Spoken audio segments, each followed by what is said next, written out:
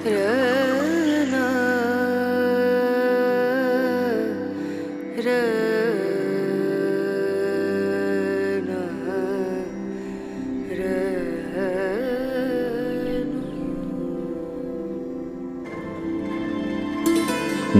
নদীর শান্ত প্রবাহের তীরে নৈমিষারণ্য ধাম ঘন অরণ্যে ঘেরা হিন্দু ধর্মের এক আধ্যাত্মিক পবিত্র তীর্থভূমি।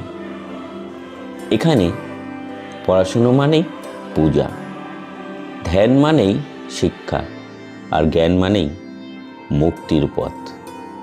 বিশ্বাস করা হয় যুগ যুগ ধরে এখানে ঋষি মুনীষীরা তপস্যা, যজ্ঞ ও শাস্ত্রচর্চায় নিজেকে নিমগ্ন করেছিলেন। এখানকার উচ্চারিত বৈদিক মন্ত্রের ধ্বনি ও পুরাণ কথা হল মানব জীবনের চেতনার জাগরণ। নৈমিষারণ্য কেবল একটা ভৌগোলিক স্থান নয়, এ এক জীবন্ত আধ্যাত্মিক তীর্থক্ষেত্র। ব্রহ্মদেবের সৃষ্ট চক্রতীর্থ, সিদ্ধেশ্বরী শিবালয়। ঋষিমুনিরা নৈমিষারণ্যে দীর্ঘ তপস্যার পর যখন সিদ্ধি লাভ করতেন, তখন তার সাক্ষী থাকতেন এই সিদ্ধেশ্বরী মহাদেব। 51 সতীপীঠের অন্যতম শক্তিপীঠ ললিতা দেবীর মন্দির। মহাভারতের রচয়িতা ব্যাসদেবের তপস্যাস্থল ব্যাসগদ্দি। পৃথিবীর সৃষ্টির প্রথম মানব পিতা রাজা মনু এবং প্রথম মানবী শতরূপা মাতার তপস্যাস্থল। আপনাদেরকে এর আগে 2টি পর্বে ঘুরে দেখিয়েছি। যারা এখনও এই ভিডিও দেখে উঠতে পারেননি, তাদের জন্য ডেসক্রিপশনে লিঙ্ক দেওয়া রইল। আজ আমরা দর্শন করব দধিচি মুনি যেখানে নিজের অস্থিদান করেছিলেন ইন্দ্রদেবকে বজ্রের অস্ত্র তৈরি করবার জন্যে, সেই মিশ্রিক তীর্থ। এবং এরপরে দর্শন করব মহাদেবের অলৌকিক আবাসস্থল রুদ্রাবত্ত, যেখানে জলের মধ্য থেকে মহাদেব ভক্তের পূজা গ্রহণ করেন এবং তার থেকে কিছুটা অংশ ভক্তদের প্রসাদ হিসাবে ফিরিয়ে দেন। এরপর যাব ইন্দ্রদেব যেখানে মহাদেবের সাধনা করেছিলেন, সেই দেবদেবেশ্বর মহাদেবের মন্দির। এছাড়াও যাব প্রভু শ্রী রামচন্দ্রের স্মৃতি বিজড়িত আরও কয়েকটি দর্শনীয় স্থান।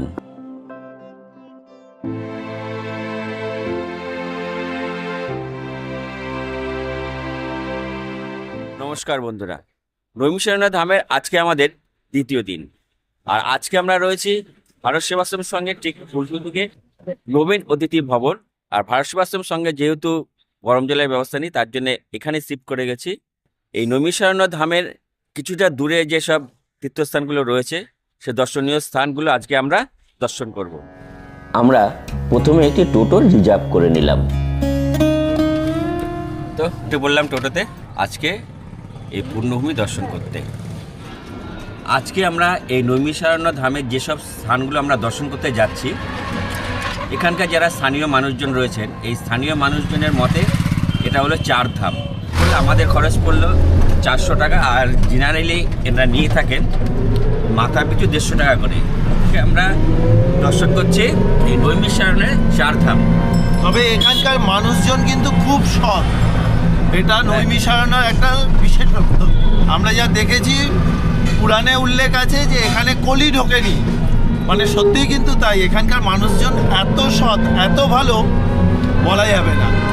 ঈশ্বরের যে একটা যে জায়গা, তার যে মহিমা, তা কিন্তু আসলে পরে বোঝা যায়। আপনারা যখন আসবেন আপনারা নিশ্চয়ই এই জিনিসটা অনুভব করতে পারবেন। এখানকার পরিবেশ বেশ শান্ত, নেই কোনো কোলাহল। মাঝখানে এক জায়গায় দাঁড়ালাম, প্রথমে একটু টিফিন করে নিচ্ছি। এই হচ্ছে একটা আলু পরোটা, আর এখানে মির্চি রয়েছে, এখানে দিয়েছে পেঁয়াজ।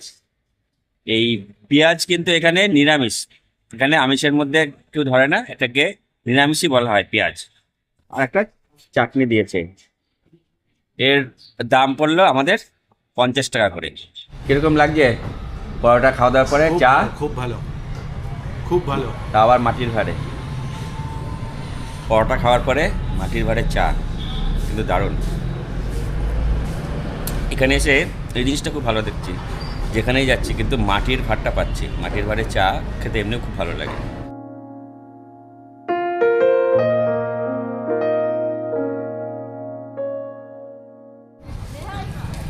প্রায় 30 মিনিট অটো চলার পর আমরা পৌঁছে গেলাম মিশ্রিক তীর্থ দধিচি কুণ্ড। আমরা ধীরে ধীরে এগিয়ে চললাম দধিচি কুণ্ড মেন প্রবেশদ্বারের দিকে। এই হলো দধিচি কুণ্ডের মেন প্রবেশদ্বার। আর প্রবেশদ্বারের রাস্তার দুপাশেই রয়েছে পুজো দেবার সামগ্রী। আপনারা এখান থেকে পুজো দেবার ডালি সংগ্রহ করে নিতে পারেন। পিছনেই দেখতে পাচ্ছেন দধিচি মহারাজের মন্দির। আমরা এখন দধিচি মহারাজের মন্দির দর্শন করে আসি। মন্দির প্রাঙ্গণে প্রবেশ করেই একটু এগিয়েই দেখতে পেলাম মহর্ষি দধিচির আশ্রমের প্রবেশদ্বার।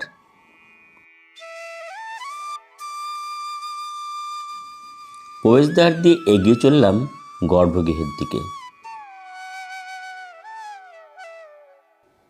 ব্রহ্মপুরাণ, স্কন্দপুরাণ, মহাভারতেও মহর্ষি দধিচির কথা বর্ণনা করা আছে।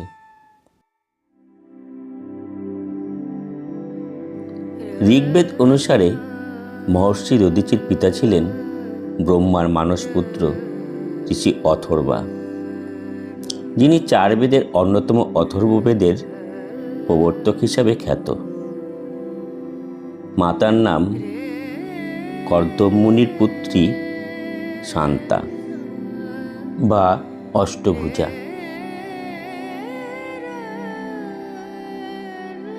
ভাদ্র মাসের শুক্লপক্ষের অষ্টমী তিথিতে মধ্যরাতের কিছু পূর্বে মহর্ষি দধিচির জন্ম হয়। বর্তমানে যা আমরা রাধা অষ্টমী তিথি বলে জানি। দধিচি মুনি এই পবিত্র ভূমিতে এসে মহামৃত্যুঞ্জয় মন্ত্র জপ করতে করতে মহাদেবের আরাধনা করেন। মহাদেব মহর্ষি দধিচি মুনির তপস্যায় সন্তুষ্ট হয়ে তার অস্থি অর্থাৎ হাড়ের মধ্যে বজ্র স্থাপন করে দেন। আবার ভাগবত পুরাণে 6ষ্ঠ খণ্ড 10ম অধ্যায় এ পাওয়া যায়, একসময় রাজা চিত্রকেতু পার্বতীর অভিশাপে বৃত্রাসুরে পরিণত হয়েছিল। বৃত্রাসুরের অত্যাচারে দেবকুল ভয়ভীত হয়ে পড়েন। সমস্ত দেবতারা তখন ব্রহ্মদেব এবং বিষ্ণুদেবের শরণাপন্ন হলেন। ব্রহ্মদেব জানালেন, বৃত্রাসুরকে বধ করতে গেলে বজ্রাস্ত্র দরকার। মহর্ষি দধিচির অস্থি ছাড়া তৈরি করা সম্ভব নয়।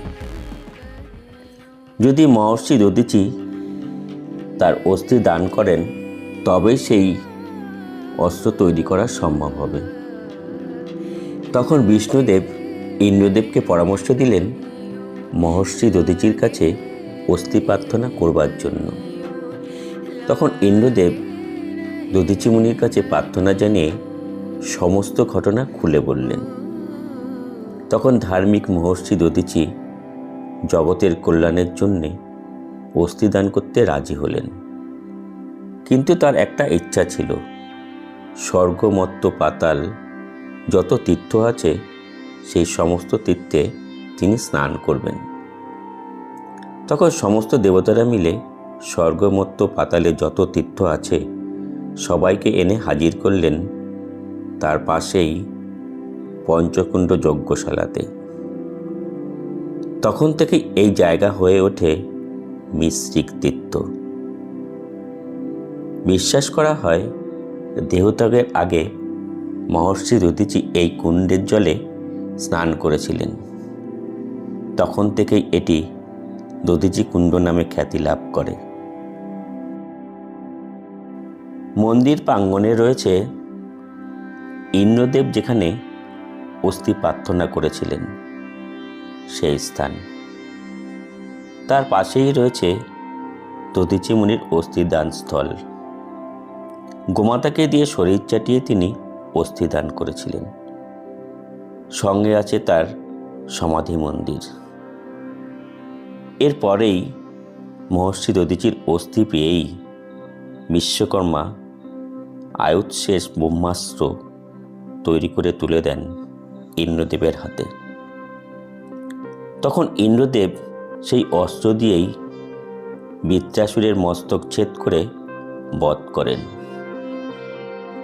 মন্দির চত্বরে রয়েছে মহর্ষি দধিচির স্ত্রী মাতা সুন্দরী এবং পুত্র ত্রিপ্রহ্লাদ ও দধিচি ঋষির বোন দধিমতি মাতার মন্দির। এই হচ্ছে দধিচেশ্বর মহাদেবের মন্দির। গর্ভে গিয়ে তার পূজিত শিবলিঙ্গ এখনও নিত্য পূজা করা হয়। দধিচেশ্বর মহাদেবের মন্দিরের পাশেই রয়েছে আরও অনেক মুনি ঋষির সমাধিস্থল।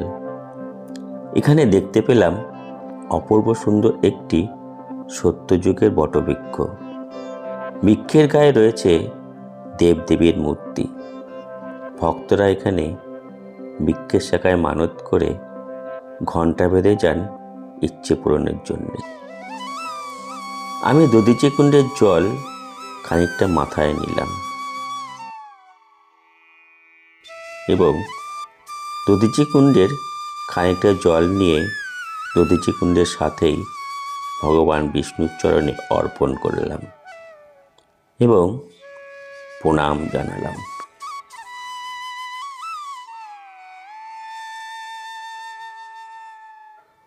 ইন্দ্রদেব যখন দধিচি মুনির কাছে তার অস্থি চেয়েছিলেন তখন মহর্ষি দধিচি বলেছিলেন, এই নশ্বর দেহ বন্যপ্রাণীদের ভক্ষ। পুরাকীর্তি ও জগতে যদি কল্যাণে না লাগে তাহলে পরে দুঃখ ও অনুশোচনা করতে হবে। তার এই আত্মত্যাগ আমাদের শেখায় ব্যক্তিগত স্বার্থের ঊর্ধ্বে উঠে জগতের কল্যাণ। নিঃস্বার্থ ত্যাগই সর্বশ্রেষ্ঠ ধর্ম। সত্য ও ধর্মের জন্য আত্মবলিদানী মহত্ব। এই মহা পুণ্যস্থানে এসেছি। দধিচি কুণ্ড জল মাথায় নিলাম, বিষ্ণুচরণকে জল অর্পণ করলাম। এখন আমরা এই দধিচি কুণ্ডের চারপাশটা পরিক্রমা করব। তা চলুন।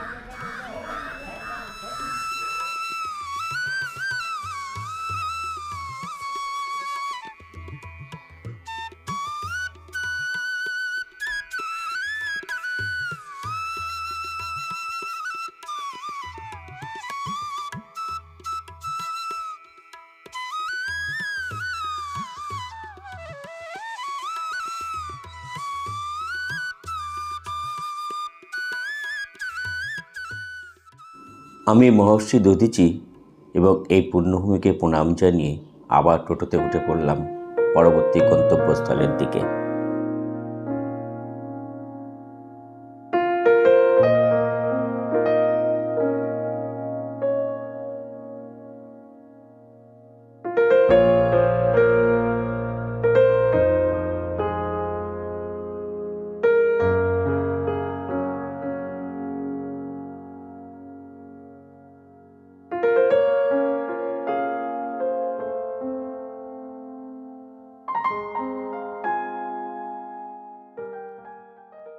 দধিচি কুণ্ড থেকে 40 মিনিটের মতো অটো চলার পর আমরা পৌঁছে গেলাম রুদ্রাবত্ত। তা চলুন আমরা এখন রুদ্রাবত্ত দর্শন করে আসি। এগিয়ে চললাম রুদ্রাবত্ত মহাদেবের দর্শনে। রাস্তার ধারেই পেয়ে যাবেন মহাদেবের পুজোর সামগ্রী, ফুল, ফল, বেলপাতা ও দুধ, যা দিয়ে এখানে মহাদেবের অভিষেক করা হয়। চলুন আমরা এখন জেনে নিই এই পুজোর সামগ্রী মূল্য কত। ये नीचे रुद्रकुंड गुप्त शिवलिंग गुप्तेश्वर महादेव, वहाँ पे आप बेलपत्री डालोगे नीचे जाएगी। दूध की धारा नीचे जाएगा, फल छोड़ोगे अर्पण प्रसाद बोल के भगवान लेंगे, वो नीचे जाएंगे, जो प्रसाद देंगे तैर के ऊपर आएंगे। जो प्रसाद भगवान देते हैं स्वयं देते हैं, यहाँ विराजमान है स्वयं, आपको प्रसाद वही ग्रहण करना है। ये जो प्रसाद है आप कितना लेते हैं? 50 रुपीज़, 50 रुपये 50 रुपया। जी। পুরাণ মতে এই স্থানকে কৈলাসের মতো মান্য করা হয়, কেননা এই স্থানেই বাবা আদি অনন্তকাল ধরে বিরাজমান। একসময় এই স্থানেই মহাদেব বসে ধ্যান করতেন। মহাদেব যখন রুদ্র অবতার ধারণ করেছিলেন তখন এখানে তার সেই রুদ্র রূপ গোমতী নদের জলে নিজেকে শান্ত করেছিলেন। তাই আজও সেই আদি অনন্তকাল ধরে মহাদেব এখানে রুদ্রাবত্র রূপে জলের নিচে গুপ্তভাবে অবস্থান করছেন। তাই এই স্থানকে রুদ্রকুণ্ড বলা হয়ে থাকে। আবার মহাদেব যেহেতু এখানে গুপ্তভাবে অবস্থান করছেন, তাই এখানকার মহাদেবকে বলা হয় গুপ্তেশ্বর মহাদেব। মহাদেব এখানে জলের নিচের থেকে পূজা গ্রহণ করেন এবং প্রসাদ হিসাবে তার থেকে কিছুটা অংশ ভক্তদের ফিরিয়ে দেন। চলুন তাহলে মহাদেবের এই অলৌকিক দৃশ্য আমরা নিজের চোখে আজকে দর্শন করি।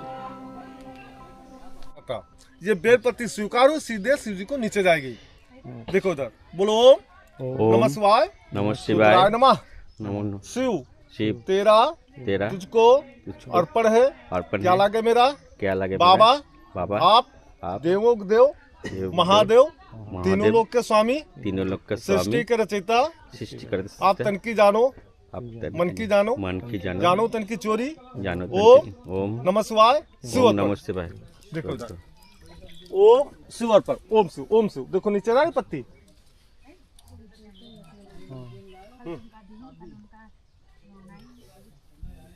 नीचे चला गया है। अब ये 3 फल ले लिया हमने, देखो अर्पणम प्रसाद। देखो ये गया नीचे, हाँ। ये 2 प्रसाद क्रोम में हमको दे दिया शिव जी ने। ये दूध देखो ऐसे चढ़ता, देखो ओ नमः शिवाय। देखो नीचे जा रहा है दूध, एकदम जा रहा। लो माँ ऐसे चढ़ा लेना, देखो गया। हाँ। अब ये केले देखो, वही केला ऊपर आ रहा है, देखो। हाँ। जैसे अलग अलग फल वजन हल्के होते, ये देखो एक केला है। हाँ। इसके 5 टुकड़े कर रहे हैं। उनकी इच्छा है इसमें से कुछ जाएगा। देखो 1 है, 2 3 कई पीस हैं? 5 पीस है। अर्पणम प्रसाद 4 ऊपर आ गए। आगे एक सूजी स्वीकार कर लिया, ये सूजी प्रसाद के रूम दे दिया आपको। अच्छा, अब इसको चाहे जेबा डालो, नहीं जाएगा। ऊपर आया तो ऊपर आया, देखो। अच्छा, आ रहा पर। ये प्रसाद आ गया, लो लो प्रसाद आ गया। अब 3 लोग हम आपन, 3 आए, लो एक आप लो, एक आप लो। ये हमरे लिए आवा भाई, जो लोग रहा तो आगे प्रसाद। दूध भी अंदर गया, फल भी गए अंदर गए, बेलपत्ती अंदर गई। वो स्वयं शंभु है। हर हर महादेव भगवान, हर हर महादेव, हर हर महादेव। आधा दूध चढ़ा देना। এই হচ্ছে স্বয়ম্ভু মহাদেব মন্দির। এখানে স্বয়ম্ভু মহাদেব বিরাজমান করছেন। এটা কারো হাতে গড়া নয়, এখানে মহাদেব কিন্তু সত্যযুগ থেকে বিরাজমান করছেন। আর এই পাশেই রয়েছে বগলামুখী দেবী। আবার স্থানীয়রা এখানে পীতম্বরা দেবী বলেও পুজো করে থাকেন। আর এই হচ্ছে শেষনাগ জোড়া। এই যে বটবৃক্ষ আপনারা দেখছেন, স্বয়ং মহাদেব কিন্তু এখানে বাস করছেন সেই সত্যযুগ থেকে। কৈলাস পর্বত, সে কৈলাস পর্বতের সাথে তুলনা করা হয়েছে এই জায়গাটাকে।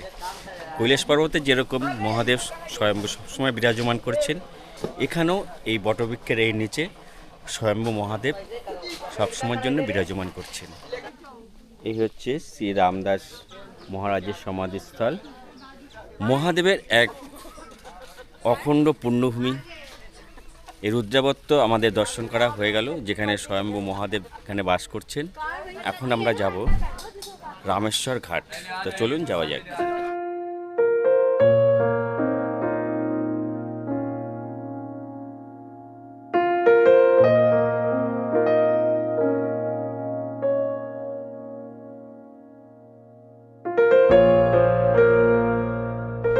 রুদ্রাবত্তর থেকে মিনিট করে অটো চলার পর আমরা পৌঁছে গেলাম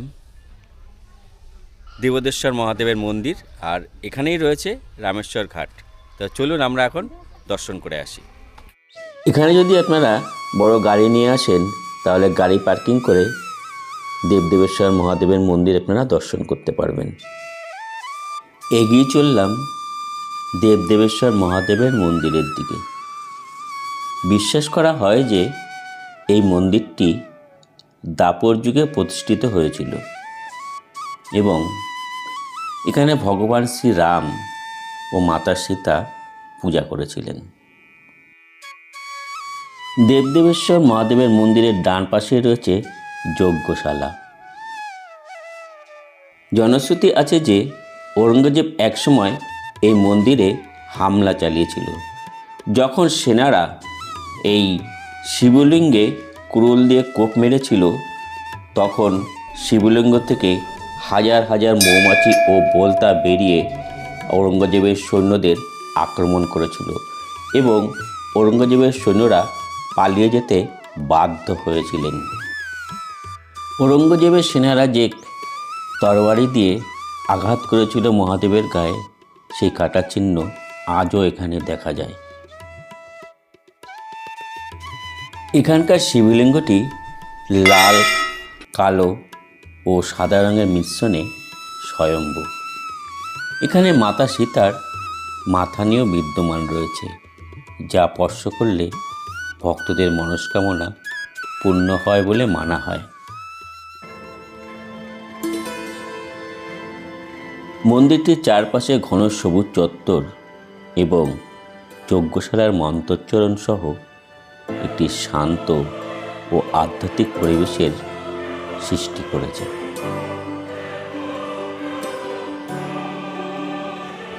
এই শান্ত সবুজে ঘেরা আধ্যাত্মিক পরিবেশের মধ্য দিয়ে এগিয়ে চললাম রামেশ্বর ঘাটের দিকে।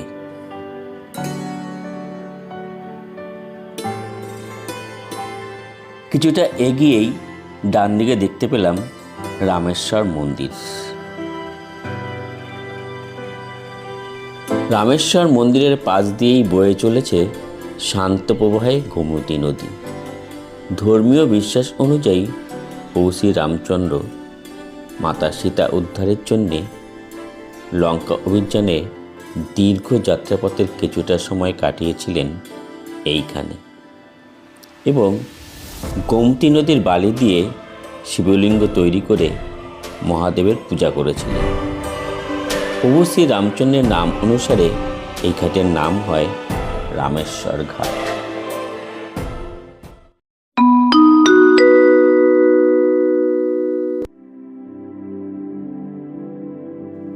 ঢুকে পড়লাম প্রভু রামচন্দ্রের পূজিত মহাদেবের মন্দিরে।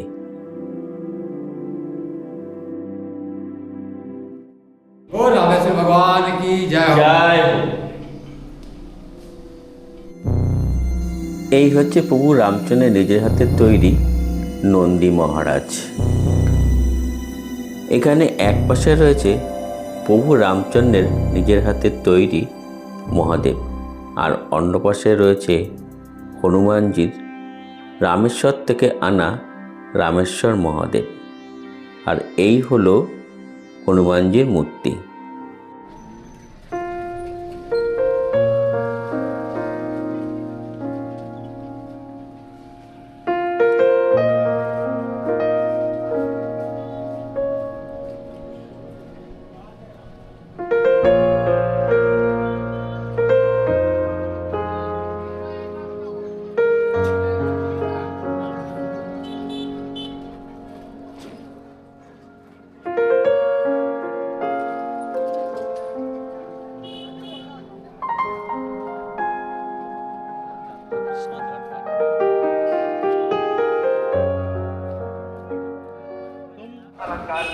রামেশ্বর ঘাট আমরা দর্শন করে প্রায় 20 মিনিট অটো চলার পর আমরা এখন পৌঁছে গেলাম হনুমানগড়ি।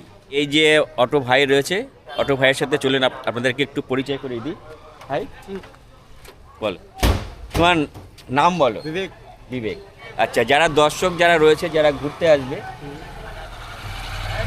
তুমি ঘুরিয়ে দেবে তো? जी जी पूरा তা আমাদেরকে খুব ভালোভাবে ঘুরিয়েছে। আপনারা যদি চান, এই ভাইয়ের নাম্বার দিয়ে দিলাম, আপনারা প্রয়োজনে যোগাযোগ করে কিন্তু আপনারা ঘুরতে পারেন, খুব সুন্দরভাবে ঘুরিয়ে দেবে আপনাদেরকে। আমরা এখন হনুমানগড়ি যে মন্দির রয়েছে সেই মন্দির আমরা দর্শন করব। ধীরে ধীরে এগিয়ে চললাম হনুমানগড়ি মন্দিরের দিকে।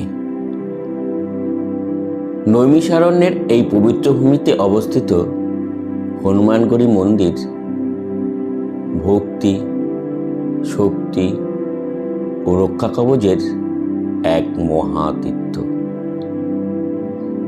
গোমতী নদীর নিকটবর্তী এই মন্দিরের ভগবান হনুমানকে এখানে জাগ্রত দেবতা হিসাবে মানা হয়।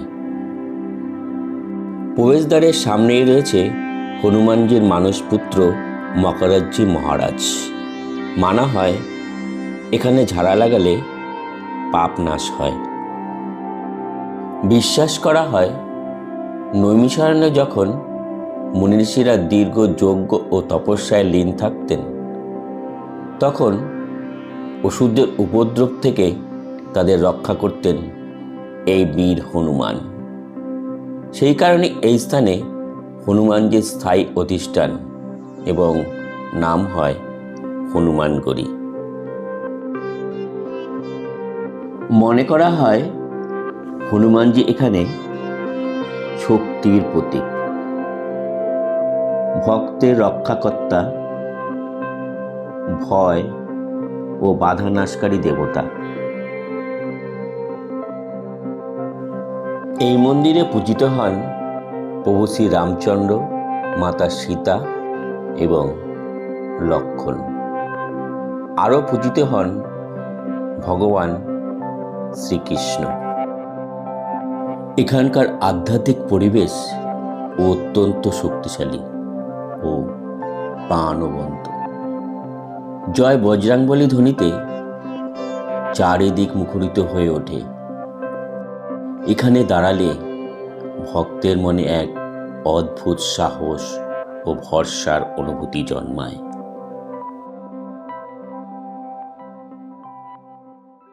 আমাদের হনুমানগড়ি দর্শন করা হয়ে গেল।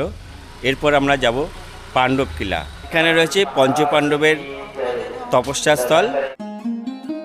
পুরাণ মতে বিশ্বাস করা হয় পঞ্চপাণ্ডব 12 বৎসর বনবাসের অজ্ঞাতবাসের কিছুটা সময় এখানে তপস্যা করেছিলেন।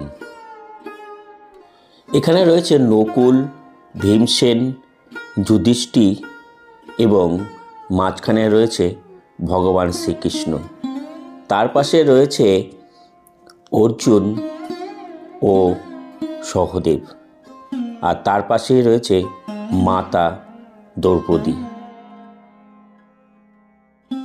আমরা এখন চলে এসেছি পঞ্চপাণ্ডব যে কুয়োর জলে স্নান করে তপস্যা করেছিলেন। সম্ভবতী অমাবস্যায় এই কুয়োর জলের রং দুধের রঙের আকারে ধারণ করে। আমাদের পাণ্ডবকিলা দর্শন করা হয়ে গেল এবং আমরা পাণ্ডবকিলা দর্শন করে এরপরে দেখলাম পাণ্ডবরা যেখানে পাপ মুক্ত হওয়ার জন্যে স্নান করেছিলেন সে কুয়ো দর্শন করলাম। যে সোমবতী অমাবস্যা আছে সে সোমবতী অমাবস্যাতে এই কুয়োর জলের রং দুধের রং ধারণ করেন। এই কুয়োরও কিন্তু এক অপরূপ মহিমা। সত্যি এই দেবত্ব যে জায়গাতে নৈমিষারণ্যে এক একটা জায়গার যে মাহাত্ম্য অপরিসীম। তা চলুন আমরা এখন যাব দশাশ্বমেধ ঘাট দর্শন করতে। আমরা ধীরে ধীরে এগিয়ে চললাম হনুমানগড়ি মন্দিরের পাশ দিয়ে দশাশ্বমেধ ঘাটের দিকে।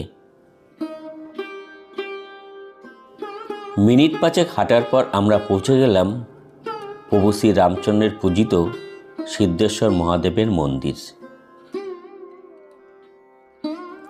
মন্দির প্রাঙ্গণের বাদিকেই রয়েছে যজ্ঞশালা, যেখানে বসে প্রভু শ্রী রামচন্দ্র অশ্বমেধ যজ্ঞ করেছিলেন। রাবণ বধের পর প্রভু শ্রী রামচন্দ্র ব্রহ্মহত্যার পাপ থেকে মুক্তি পেতে এখানকার মনীষীদের কাছে এই ব্রহ্মহত্যার পাপ থেকে মুক্তির উপায় জানতে চান এবং তখন মুনি ঋষিরা 10 অশ্বমেধ যজ্ঞ করার পরামর্শ দেন এবং মহাদেবের পুজো করতে বলেন। তখন প্রভু শ্রী রামচন্দ্র 10 অশ্বমেধ যজ্ঞ করে মহাদেবকে স্থাপন করে এখানে মহাদেবের আরাধনায় ব্রতী হন এবং মহাদেবের আশীর্বাদে প্রভু শ্রী রামচন্দ্র ব্রহ্মহত্যার পাপ থেকে মুক্ত হন। সেই থেকেই এই মহাদেবের নাম হয় সিদ্ধেশ্বর মহাদেব। তো এই মুহূর্তে আমরা এখন চলে এসেছি সেই পৌরাণিক যুগে যে দশাশ্বমেধ ঘাট রয়েছে সেই দশাশ্বমেধ ঘাটের একদম কাছে। তবে এই দশাশ্বমেধ ঘাটে কিন্তু জল নেই, এটা হলো সেই পুরনো দিনের দশাশ্বমেধ ঘাট। এই সেই পুণ্যভূমি দশাশ্বমেধ ঘাট, যেখানে স্নান করে প্রভু শ্রী রামচন্দ্র 10 অশ্বমেধ যজ্ঞ করেছিলেন।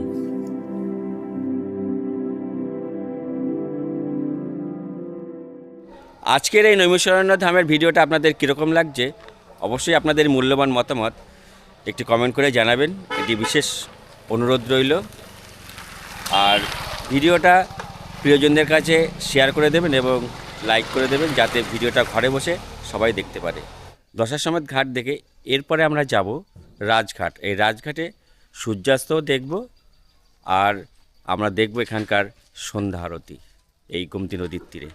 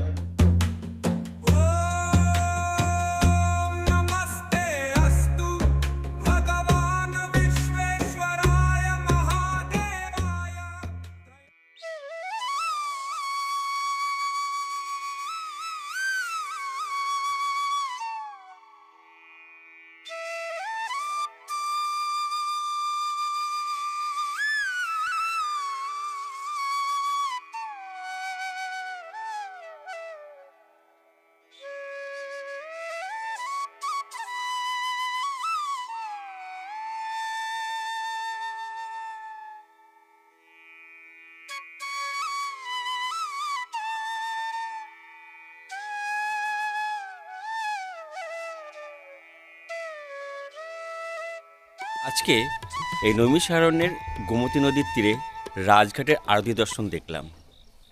এ এক অপূর্ব দর্শন, এক অপূর্ব অনুভূতি। সত্যি এখানে না আসলে এই অনুভূতি অনুভব করা যায় না। যে আসে সেই একমাত্র এখানকার এই যে ঐশ্বরিক যে একটা অনুভূতি, সেই অনুভূতি পাওয়া যায়। আজকের এই নৈমিষারণ্য ধামের ভিডিওটা আপনাদের কীরকম লাগলো অবশ্যই আপনাদের মূল্যবান মতামত কমেন্ট করে জানাবেন। এটি আমার তরফ থেকে আপনাদের কাছে বিশেষ অনুরোধ রইল। তো ভিডিওটা আজকের মতো এখানেই শেষ করছি।